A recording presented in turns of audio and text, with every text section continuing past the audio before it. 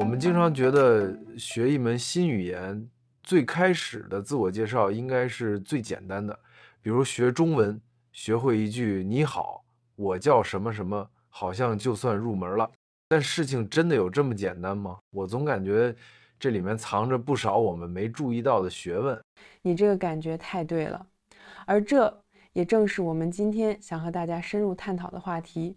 大家好，欢迎来到 Mandarin Chinese Podcast， 我是林静。大家好，我是方舟，很高兴能和大家一起揭开自我介绍背后的秘密。你看，自我介绍的骨架，像是问候、姓名、国籍这些，确实是基础，学会了就能开口。但中文有个特别有意思，也特别挑战人的地方，就是同音字。这个同音谜题一出来，简单的自我介绍立刻就升级了。哦，同音谜题这个说法很有趣。你是说我报上名字，对方可能根本不知道是哪几个字？完全可能。我们就拿一个很常见的名字李杰来说吧。口头介绍，我叫李杰，这个杰你觉得会是哪个字？嗯，可能是杰出的杰，也可能是清洁的洁，确实很容易搞混。完全正确。而且就像你担心的，名字都记不对，后续的交流就更难了。方舟，你觉得从一个普通中国人的视角来看，当一个人介绍自己叫李杰时，我们最希望听到的是什么呢？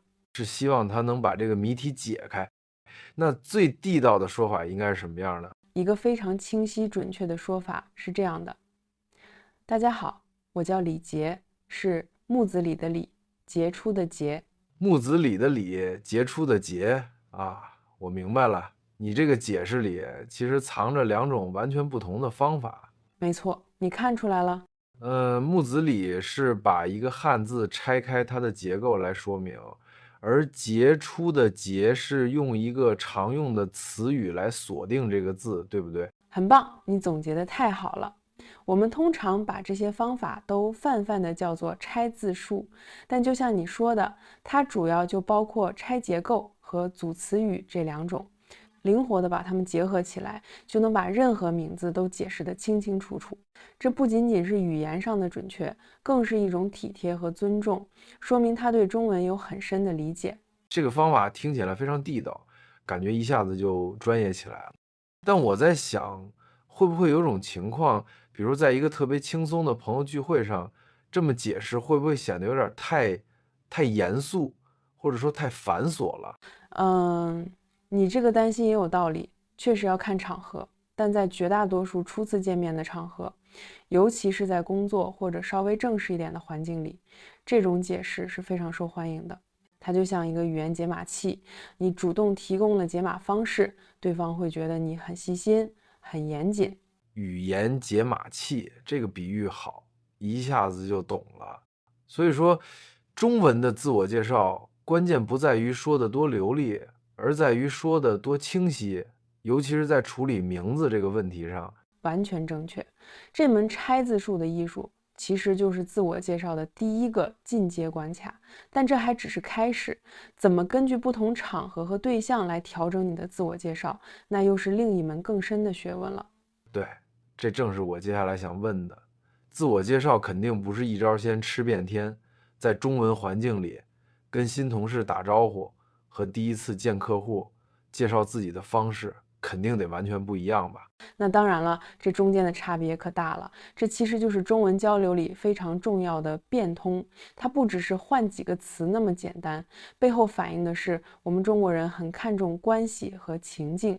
举个有趣的例子，在同事之间，我们有时会主动提供一个昵称，比如我叫李伟，大家叫我小李就行。这句话一说出来，其实就在主动拉近距离，建立一种亲近感。大家叫我小李就行，这个太常见了，这确实是在释放一种友好的信号。那除了提供昵称，在同事或者朋友这种比较轻松的场合，还有什么方法能让自我介绍显得更自然、更有人情味儿？还可以分享一些自己的兴趣爱好，比如我平时喜欢爬山和看电影，以后大家有活动可以叫上我，或者提一些大家都有共鸣的话题，这样能让别人觉得你是个有血有肉的立体的人，而不是一个冷冰冰的名字。这倒是。不过，这种亲近法则会不会也有风险？比如在一个文化特别严谨、等级分明的公司里，过分的分享个人信息，会不会反而显得不够专业？这个分寸确实需要拿捏，但总的来说，在平级同事之间，适当的放松和真诚，通常是利大于弊的。那我们再换个场景，如果我们面对的是客户，除了强调专业性，比如报上公司、部门和职位，还有哪些细节是特别需要注意，才能避免失礼的？这个我知道一点，比如要用“您好”而不是“你好”。见到客户、上级或者长辈，要称呼“您”，表示尊敬和正式，而跟朋友聊天用“你”，显得亲切自然。对的，用语是否准确，直接决定了你的沟通是否得体。你和您的区别，这一个字的区别背后代表的敬意分寸，其实非常微妙。所以说，中文的自我介绍要能随时切换模式，而这种切换的背后，其实依赖的是一套更复杂的称谓系统。没错，中文的称谓系统那才真叫博大精深，它远不止你和您这么简单。我们常听到的“请问您贵姓”，还有像李大夫、王老师这种称呼，甚至先生、女士怎么用，都藏着一套精妙的文化密码。对，请问您贵姓？这句话我一直觉得很特别，为什么问别人的姓要用贵姓，但自己回答的时候绝对不能说我贵姓李，而要说免贵姓李或者我姓李？这背后的文化逻辑是什么？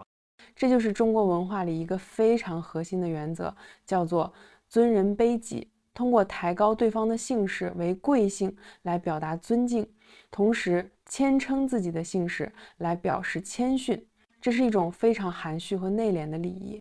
对中文学习者来说，理解了这一点，就能更好地理解中国人的谦逊观念。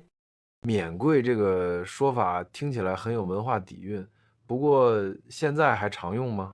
日常生活中用的不多了，直接说我姓李最自然，但它就像一套正式的礼服，在非常正式或想展现文化素养的场合，能用上它绝对是加分项。明白了，这是一种通过语言来实现的礼节，但是这种谦逊，在今天这个快节奏的社会里，会不会显得有点太客套，反而拉远了人与人之间的距离？在非常正式的场合，这种谦逊是必要的礼节，但在日常工作和生活中，我们其实有更高效的称呼方式，就是你刚才提到的姓氏加职务，比如张经理、刘主任、王老师。对，这种称呼方式非常普遍。如果我们不从文化礼仪的角度，纯粹从一个实用主义者的角度看，这种姓氏加职务的称呼，它最大的优势是什么呢？解决了什么实际问题？它最大的优势就是高效和准确。这个称呼一出来，对方的身份、专业领域以及我们应该以怎样的态度和他交流，基本就都明确了。它就像一张隐形的身份标签，帮助我们在复杂的社交网络里快速定位，同时又表达了对对方职业身份的尊重。隐形的身份标签这个说法很到位。那像先生、女士这些更通用的尊称呢，他们又在扮演什么角色？先生和女士就像是万能牌，当你不确定对方的职业、职位，或者在一些非工作场合，用这两个称呼是最稳妥、最得体的。尤其对于女性，如果不确定她的婚姻状况，称呼女士永远比小姐或夫人更安全。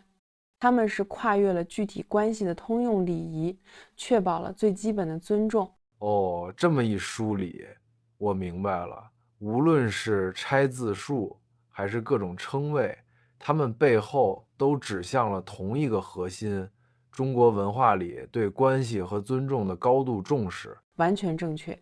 但我也替一些外国朋友问一个最直接的问题：这种处处讲究分寸和谦逊的文化，会不会让习惯了直接表达的人感到很拘束，甚至觉得有点虚伪？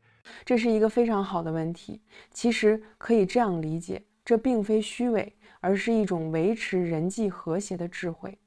当你真正理解并能得体地运用这些沟通礼仪时，你会发现，你得到的绝不仅仅是语言上的提升。所以，中文的自我介绍和称谓，它不只是一套沟通工具，它更像一座桥梁。没错，一座能让你跨越语言障碍，真正走进中国人的社交圈和内心世界的隐形之桥。当你能够得体地使用它们时，你传递的不仅仅是信息，更是一种尊重和理解。而这种尊重会为你赢得最真诚的回应。我们希望今天的节目能帮你把这座桥搭建得更坚固。是的，学习语言的最终目的，不就是为了更好地连接彼此吗？说得太好了。那在结束前，我们还是像往常一样，帮大家快速回顾一下今天的主要内容吧。好主意。首先，为了在介绍名字时避免混淆，我们聊到了一门非常实用的艺术，叫做拆字术。对，就是通过拆分结构或者组成词语的方法，然后还有关于分寸感的拿捏，准确的选择用您还是用你。没错，而这个选择的背后是一种重要的文化原则，叫做尊人卑己。比如在问对方姓氏时说您贵姓。最终，我们希望通过所有这些得体的表达，搭建起一座能够真正走进对方内心的隐形之桥。总结的太棒了。好了，感谢大家收听本期节目。等等，先别急着说再见，我突然想到一个问题：我们今天聊的拆字术，前提是得认识汉字啊。但我收到很多朋友的留言，说他们觉得汉字是学中文最难的部分，像天书一样，完全无从下笔。啊，你这个问题太重要了。的确，很多人都还在用最低效的方法学汉字，比如机械的抄写100遍，结果还是记不住。那我们下一期就来聊聊这个吧，专门讲讲到底该如何高效的学习汉字，有没有什么诀窍？好主意，那我们就说定了。下一期我们就来揭晓这个秘密。你会发现汉字其实很有趣，想知道答案的朋友一定要记得关注我们哦。好，那这次真的要说再见了，记得点赞、订阅我们的频道哦，这样就不会错过之后的精彩内容了。我们下期节目再见，拜拜。